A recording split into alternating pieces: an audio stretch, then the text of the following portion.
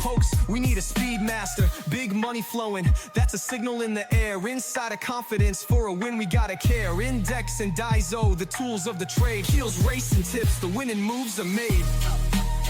Heels, racing tips. What's up mga ka-BK and welcome sa Kel Racing Tips. Mga bata mag-ingay. Yan. Kumusta ang pangarera nyo? Merry Christmas po. Ayan, Christmas bisperas na ng Pasko ngayon. December 24, meron tayong karera. Alright, maligayang Pasko sa inyong lahat at manigong bagong taon.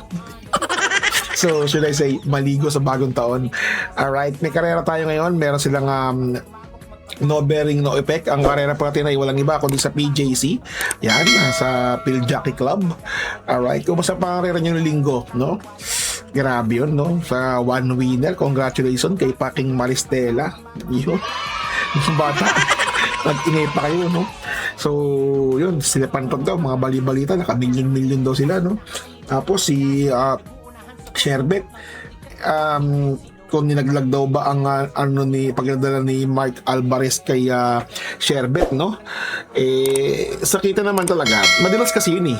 Kung naka-gloves siya, tas talagang madilas, di ba? Hindi natin ang literal na hulog talaga, yung hinulog, ginaganon lang. Siyempre, umiikot-ikot yun ng ano yun eh, sa kamay nila eh.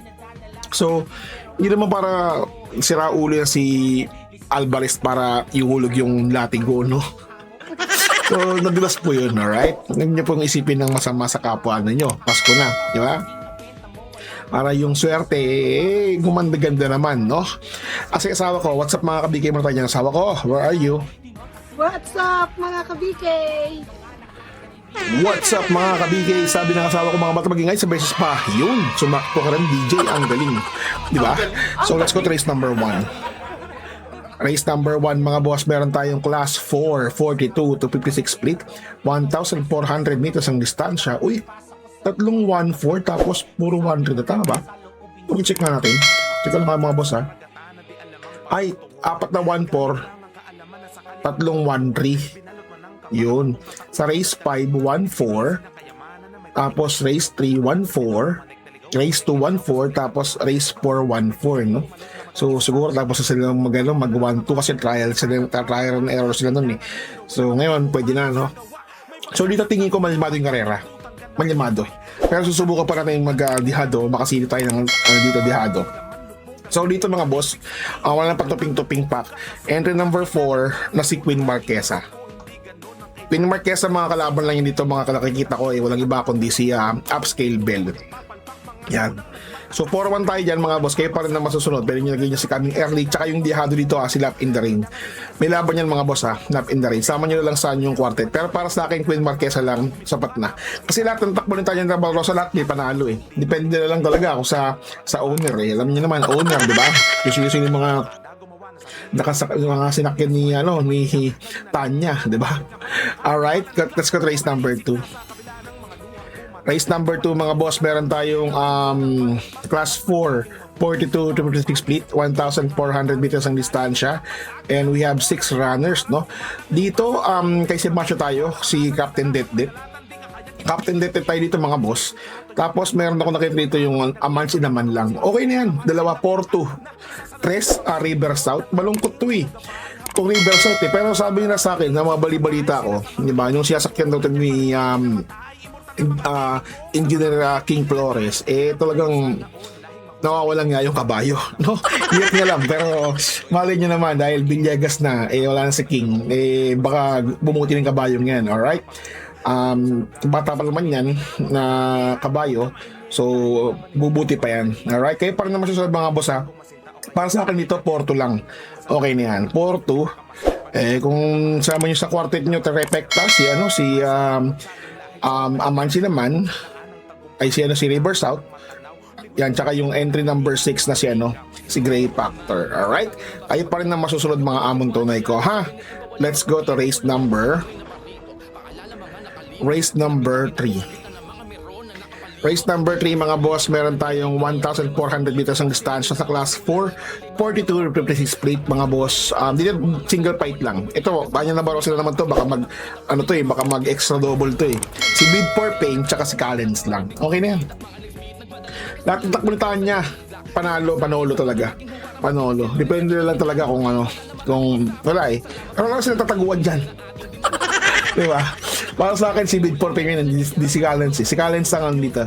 Pero kayo pa rin ang masusunod ng mga amon tunay ha. Let's go to race number 4. Race number 4, may class 5, 17 to 41 split, 1,300 meters ang distansya. Dito mga boss, may nakadaundihado rito eh. A long shot. Di ba? Kasi kung kukuhain ko tong si RD Raquel, si Amans Inaman, baka makuha ko tong Marquez Angel. Siya yung niya, 'di ba? Pero kayo para na masusunod mag-aapat ako dito mga boss. Although lamang naman dito si Boy Wonder, NJ Esteban nga lang, pero may ginawa tong si NJ Esteban na kinagulat ng lahat, 'di ba? Nanalo. Dihado along siya, 'di ba? Anyways, dito tayo dito, 4. Respect the Katie. Tapos lagyan natin ito ng entry number 5 na si King Hans. Easy touchdown. Kayo pa rin masusunod mga amon tunay. Pwede yan, pero wala ako niyan eh. Tapos dito, sama ko tong work from home. Work from home, kasi nakakalimutan na ng mga tao yun eh. Tapos yung entry number 7 na diado ko, yan, si Marquez Angel. Alright? Yan, malalaman natin dito kung bakit hindi ito inaupuan ni inuupo lang yun itong JB Hernandez eh. Mas pinili niya si King Hans eh. Right? So kayo pa rin ang masusunod mga amon tunay ha. Wala akong isa touchdown, kayo pa rin ang masusunod. Let's go to race number 5. Race number 5 mga boss, meron tayong class 4, 42 56 split, 1,400 meters ang distansya. Dito, muntik kong pasisakiti ang entry number 1 na sa Gamer Winner, no? Gamer Winner. So dito, dahil muntik siya mapasisakiti, respeto naman tayo, respeto, yan. Tapos nalagyan ko to ng entry number 4 na sa Brown Missile. And of course, at hago sila lahat ng takbo ni Nabarosa may panalo. Yan. 145 okay na po yan mga boss. Alright? Kayo pa rin ang masusunod mga amon tunay yan. Pwede nyo lagay sa Buntay sure. Pero hindi pa sure. Kung mananalo ba? Di ba? Hindi pa sure. Di ba?